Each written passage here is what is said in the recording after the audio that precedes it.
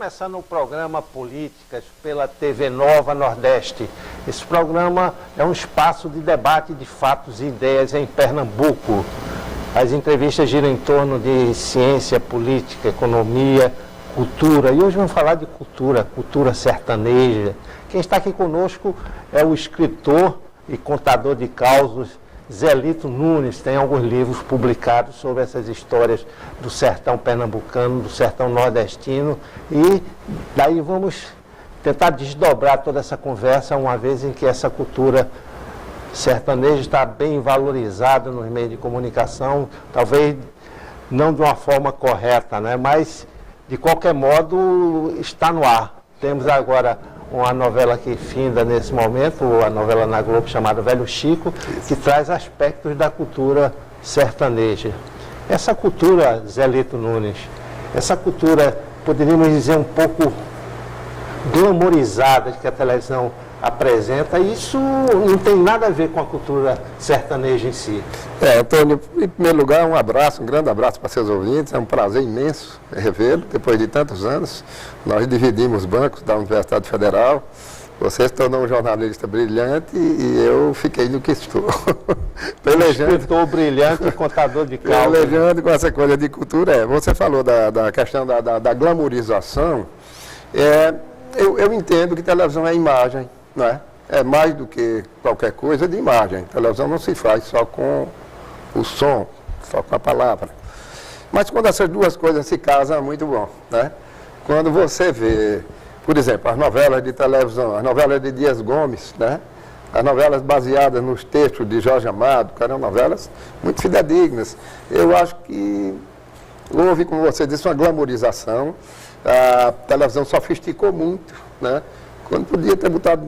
Nós temos imagens belíssimas para apresentar, mas nós temos também uma cultura profunda, de raiz, e que não deixa a dever muito a outras tantas do mundo, do resto do mundo. Todas as culturas devem ser respeitadas dentro do seu espaço, né? A cultura nordestina, sertaneja, ela tem muito de original, de não mudar, de não pular, uns teimosos, como foi Ariano Suassuna, de manter sempre ela, procurar manter no mesmo trilho. Exato. Dentro dessas suas pesquisas, inclusive, que levaram à produção de vários livros sobre esses temas, que a gente poderia, nós aqui da capital, ou da região metropolitana, dizer do interior, histórias do interior, né?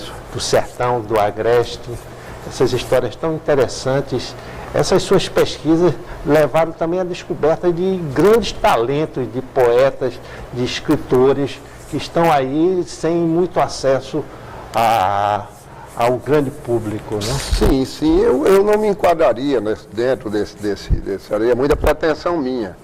Eu acho que, na realidade, eu ousei contar histórias que eu via desde pequeno. E eu usei também explorar um gênero que não fosse muito sofisticado, um tipo de linguagem que não desse muito trabalho, até porque era a única possível, a que eu sabia e que sei ainda hoje, sem sofisticar muito, entendeu? E que desse para as pessoas que estão entendendo, entender a minha história com uma certa facilidade, com um certo, tornar mais acessíveis. Você lembrou isso aí, o nome que vem assim à mente, de repente, é o GC Quirino, que é um fenômeno hoje, e no caso de GC, eu acho que foi muita ousadia. GC ousou trazer aquelas historinhas, GC é meu parceiro, tem várias histórias, todos os livros de GC ele me cita, alguns deles têm histórias minhas, que eu passei para ele apenas melhorou e muito, e GC ousou fazer isso. Hoje nós temos um seguidor, que não é seguidor, é quase da mesma geração de GC, e que está fazendo tão bom quanto ele também, meio do anonimato, que é Eugênio Jerônimo, que eu trouxe para lhe apresentar aqui, e você já conversou com ele, e eu estou muito entusiasmado com esse camarada, porque ele conta as histórias do jeito que a gente gosta de ouvir. Exato. Ao contar histórias, muitas pessoas pensam, será que essas histórias são verdadeiras? O que tem de verdade, ou o que tem de invenção nesses causos que a gente vê aí, o que o próprio GC conta, ou que você escreve e registra nos seus livros? Tem muita mentira. É claro, aí é que está. O ficcionista, o escritor, tem que levar essa ideia da ficção da invenção. Mentira. A mentira é aquele negócio grosseiro, mas tem que você dar uma burilada, uma história que talvez não tenha nem graça, de repente você contou do outro ângulo, ela passou a ser engraçada. Passou pelo menos por um determinado tipo de público, né? Tem um tipo de público que não adianta você contar, que ele fica olhando assim para a sua cara. O público da região metropolitana aceita muito bem essas histórias do interior? Aceita mais Antônio, do que os próprios habitantes do sertão? Modéstia à parte, ele é um pouco... Eu não lancei livro até hoje, esse é o 5º livro meu, que depois eu acho que você vai falar dele, que eu nunca levei menos de 300 pessoas para o lançamento de um livro meu. Eu não vendi menos de 200 exemplares. Isso, para mim, é uma marca extraordinária. Você sabe que lançar livro é difícil e vender é muito mais. Eu inventei até uma história desses meus livros, que eu digo que os amigos compram para me ajudar e eles não têm tempo de ler. Como eu descobri que meus amigos compram para me ajudar e ninguém tem tempo, compra para ajudar e deixa lá num canto, aí eu mudei só as capas, eu passei a mudar as capas, eles vão comprar de todo jeito e o conteúdo é o mesmo, só mudou a capa do livro. Não, mas vale a pena. O Zelito tem alguns livros, aqui pelo menos tem 2 que vocês podem ver as capas. Esse são histórias do Sertão Causos, né? E esse é uma biografia do... Uma quase, eu imitando Zé Paulo Cavalcante, meu amigo, Zé Paulinho, uma quase biografia de Pinto Monteiro, que é uma biografia muito sucinta. Esse de Pinto, a gente procura contar histórias engraçadas do cantador. Eu convivi com ele, foi meu amigo pessoal. Eu sou herdeiro dos direitos autorais dele hoje, tem documento passado por o irmão dele, que já morreu com 90 e tantos anos. E esse livro de Pinto, não só o livro eu considero muito interessante, muito bom, como tem um trabalho dentro dele, que é um CD que nós gravamos, eu gravei com o Renato Failante da Câmara. Em 88, nós fomos para Monteiro fazer essa gravação pela Fundação Joaquim Nabuco. Depois eles me permitiram e eu coloco o CD, a história do CD continua agora incluída. Você é de Monteiro, na Paraíba, né?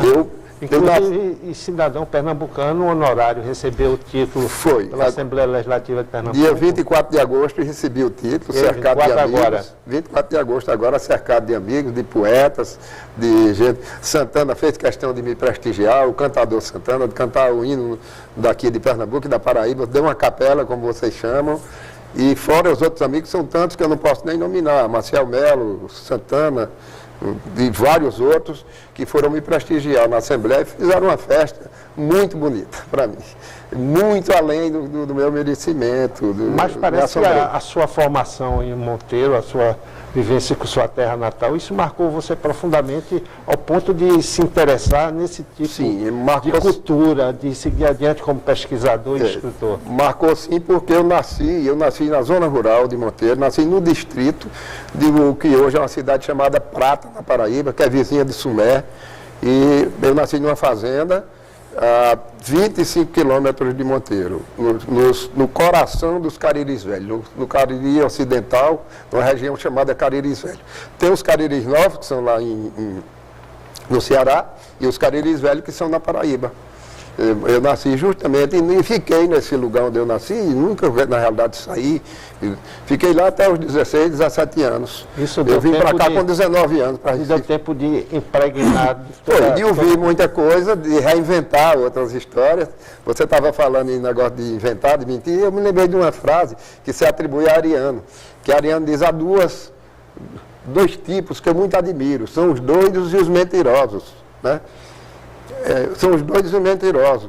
Se não fosse ele, não existiam histórias, mais ou menos assim. Aí ele diz: na minha vida não acontece nada. Se eu não mentir, o que é que eu vou dizer? Ariano tem essa frase, atribui a ele, aos doidos e aos mentirosos. Então eu juntei esse personagem, tudo isso misturado com os cantadores de viola, com os cantadores que eu via na feira, os cantadores, os vendedores que hoje chamam cordel, na minha época era romance, né? Eugênio de Arão está aí, era romance, chamavam romance. Era um negócio muito bonito, folheto ou romance. O cordel veio... Tem uma história realmente fantasiosas, né? Como quando o Lampião chegou no inferno, e por aí, histórias assim. Eu e Pedro, meu irmão é historiador, Pedro, meu irmão, é professor de inglês aqui desde 1964, Pedro Nunes. Esse realmente, sim, é o escritor da família, que não é historiador, ele tem livros muito bons. E Pedro se lembra de uma história, ele é mais velho do que eu, 4 anos, quando a gente ficou numa feira. E o engraçado é que o vendedor de cordel, do folheto, na época ele já tinha aquela estratégia da Globo, que a Globo foi quem botou isso aqui. Você de televisão sabe o que é isso. Quando chegar no momento crucial, importante da novela, aí corta para botar propaganda. Então os caras já faziam isso na década de 50. Os cordelistas. Os cordelistas já faziam, os vendedores de folheto, eles contavam história. Quando chegava no meio da história, no ponto crucial, eles davam uma parada e você só ia saber do desfecho se comprasse o cordel. Pedro conta uma história de... Acho que deve ser, não creio que seja politicamente incorreta, porque ele estava lá. E Pedro conta a história de um vendedor de cordel, de folheto desse, que a gente ficou só batendo na cara, ficamos até umas 11h30, meio-dia, que lá no Cariri já está pegando fogo uma hora dessa. A gente ficou numa feira, no distrito de Prata, esperando para ver qual era o fim de um romance desse, de um cordel desse, que contava a história de uma onça que engoliu um negro pensando que era um rolo de fumo. Ou o contrário, ela engoliu um rolo de fumo pensando que era um negro. A história hoje seria horrorosa. Não, tudo bem, está lá, a história engraçada do folclore da gente. Mas esperando o desfecho da história. A gente ficou esperando e se não comprasse não ia saber. Como a gente não tinha dinheiro para comprar, o cara fechou o folheto, vendeu alguns, botou o resto na mala e foi-se embora. E até hoje a gente não sabe dessa história que engoliu um rolo de fumo pensando que fosse um negro. Exato. Essa proximidade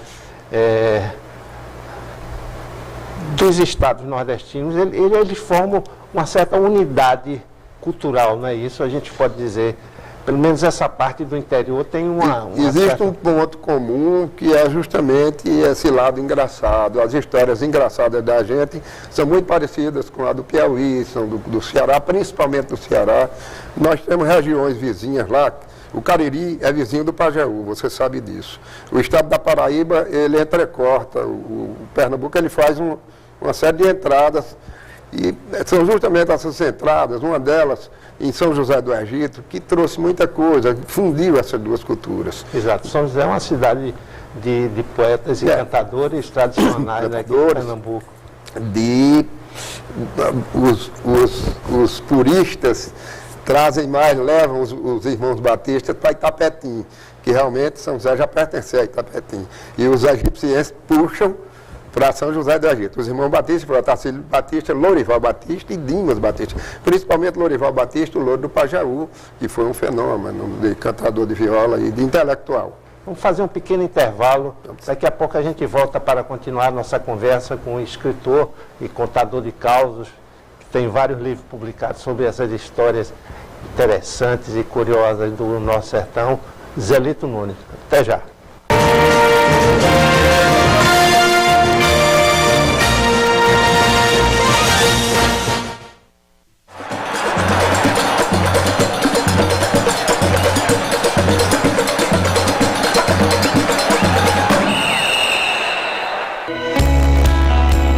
Toda mulher é bonita por natureza. Corpo, pele, boca e cabelos leves, soltos e muito bem cuidados. Toda mulher bonita tem seus segredos. Cuidar dos cabelos é um deles. Edelson Cabeleireiros, segredo de mulher bonita. A maior rede de especialistas de beleza de Pernambuco. Edelson Cabeleireiros. Cuidado, vontade de querer o bem, de querer o melhor. Cuidado é proteção, é respeito. Vamos olhar para o ontem com leveza e ter a certeza de que o hoje é ainda melhor. Porque são as experiências que formam a nossa identidade. São elas que conservamos com cuidado para nunca esquecermos quem somos. Real Hospital Português, 160 anos de história e cuidado com os pernambucanos. A violência urbana, os problemas da comunidade, a ação da polícia, a reação do povo. J. Ferreira Agora, uma verdadeira força-tarefa contra o crime para fazer valer o seu direito. Você não tem condições de ser um agente público de segurança. Programa J. Ferreira Agora, o repórter do povo. De segunda a sexta, 1h40 da tarde. TV Nova, o brilho da gente.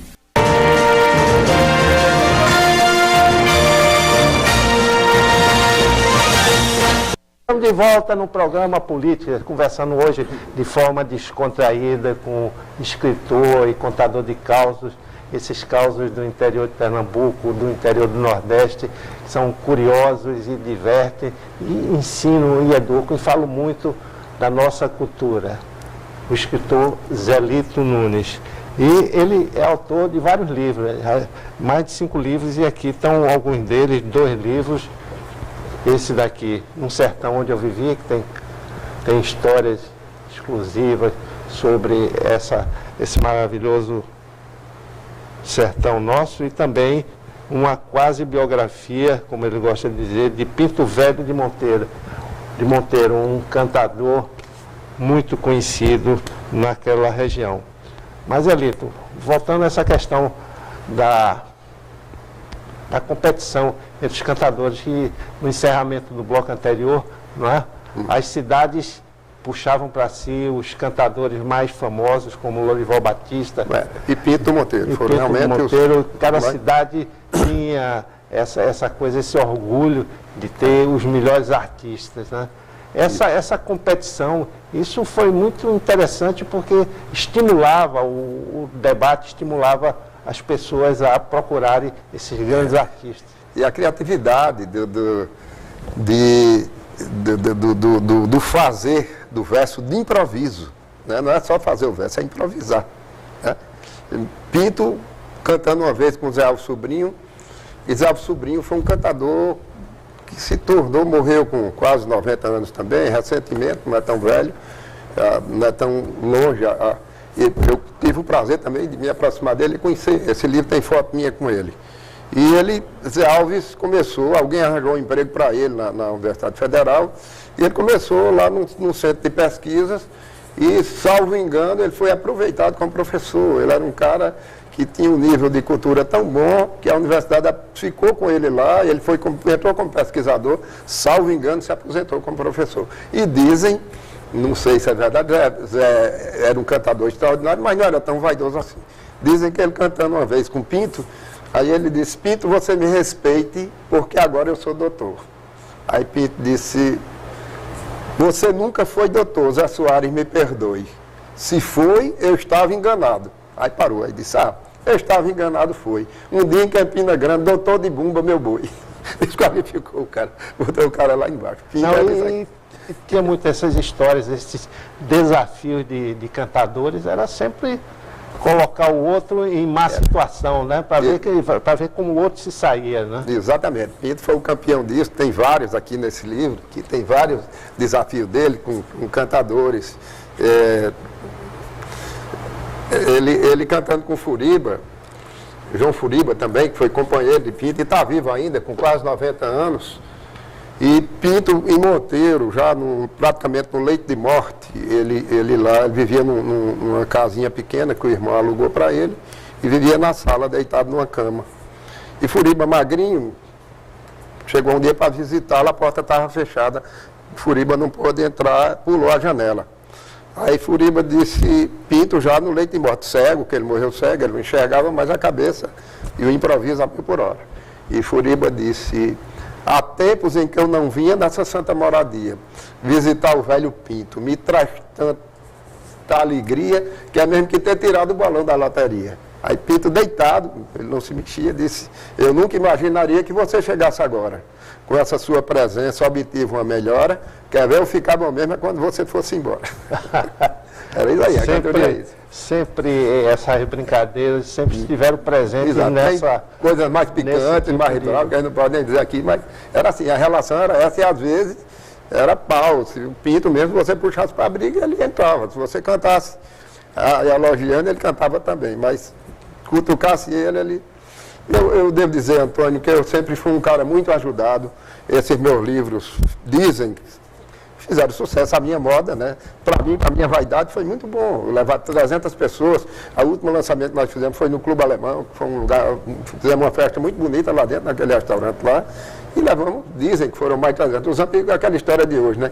Tinham 500 mil. Aí a polícia disse que tinha, não sei, né? Hoje não tem esse negócio, uma passeata, tinha 500 mil, os manifestantes disseram que tinha 500, a polícia disse que tinha 30 mil.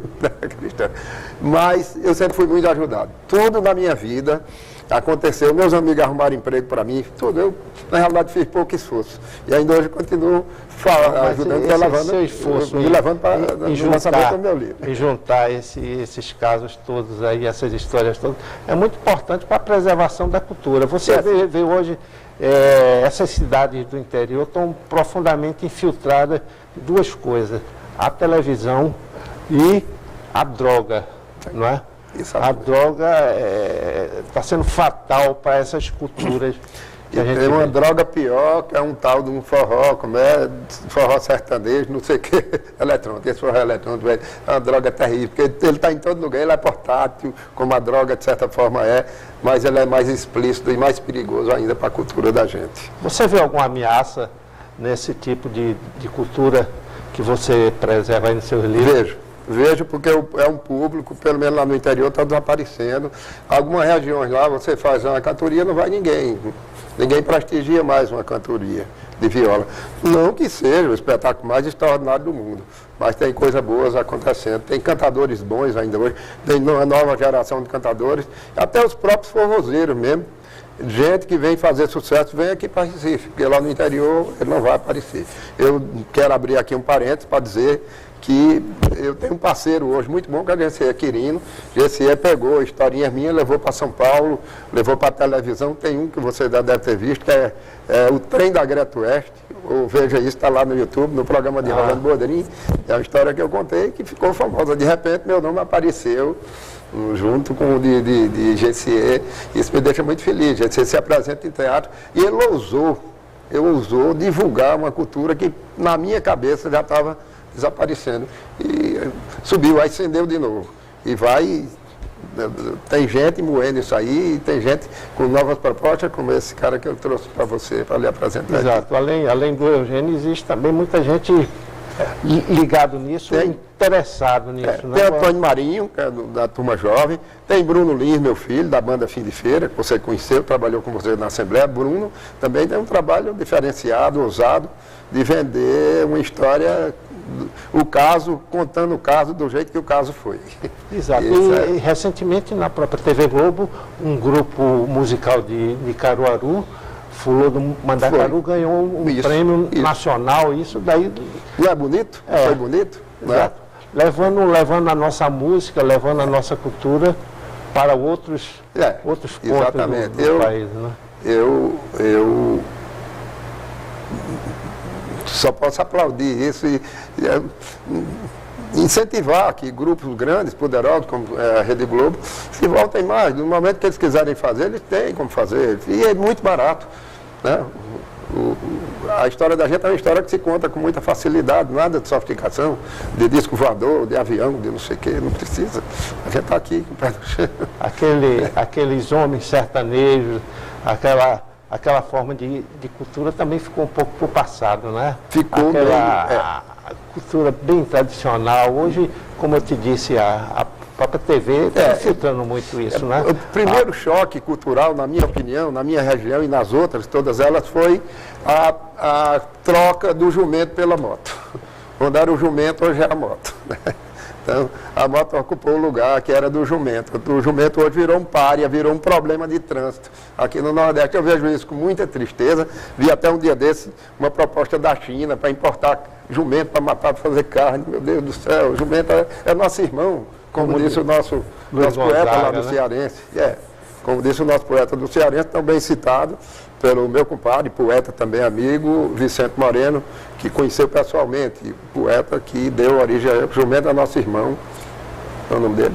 O Gonzaga falava disso. Falava, mas o autor foi um deputado, um padre lá do Ceará, da cidade de Vaz Alegre, que fez esses versos, o jumento é nosso irmão.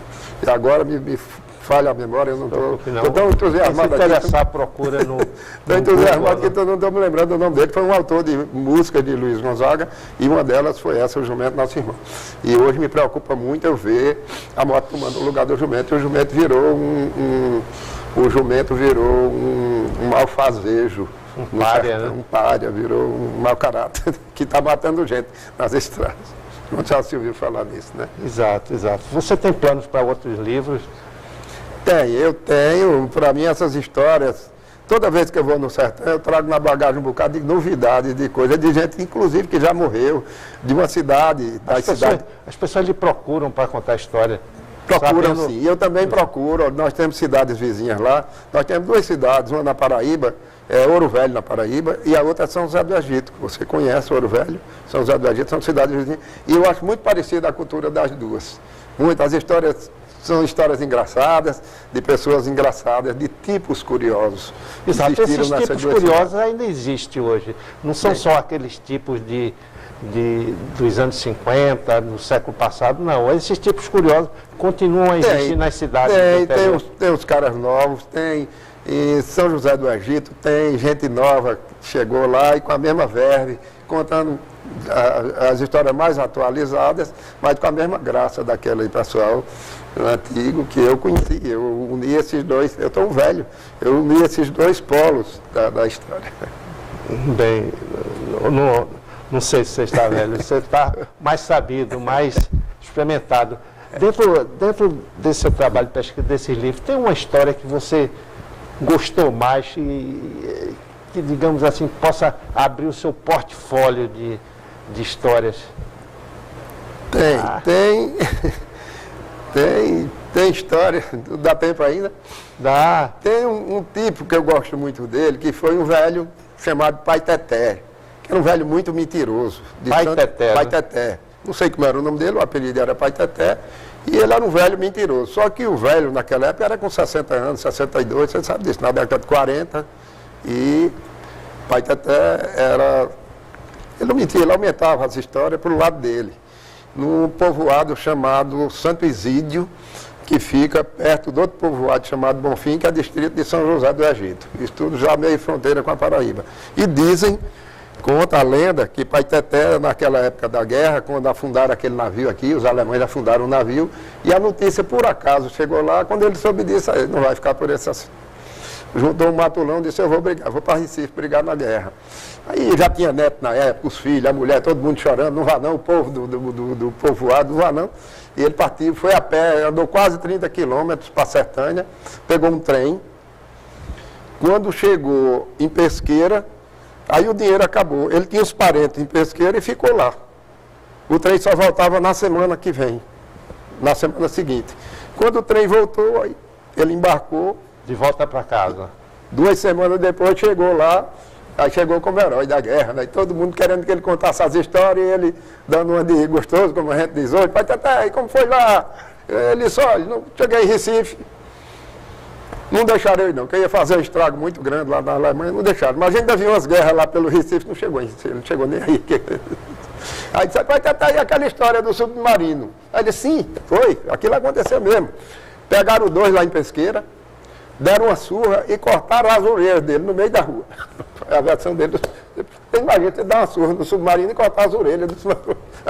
Deram uma surra nele lá em Pesqueira e cortaram as orelhas dele no meio da rua. O velho contava essas histórias. Isso eram umas histórias. Para mim foi aqui, como é aquele Macondo, né, o personagem de... Exato, Garcia Marques. Né? E dentro desse universo de causas, existe também causos políticos, né? Coisa de político, ou isso é uma coisa mais à parte? De política, epa, você agora me pegou. Não precisa contar, se não estiver lembrado, mas a política também está presente nessas histórias. Tem histórias engraçadas aí, que eu não estou lembrado agora. Porque a relação do eleitor com o prefeito, com o chefe político da cidade era uma relação diferenciada, né? Era uma relação, às vezes, até de parentesco, né? Era, mas na maioria das vezes de subserviência mesmo, né? O mandante político, aquele cara que chegava, e ele era quem Ele era quem dava as ordens, ele era quem arrumava emprego para todo mundo, tirava da cadeia, botava na cadeia.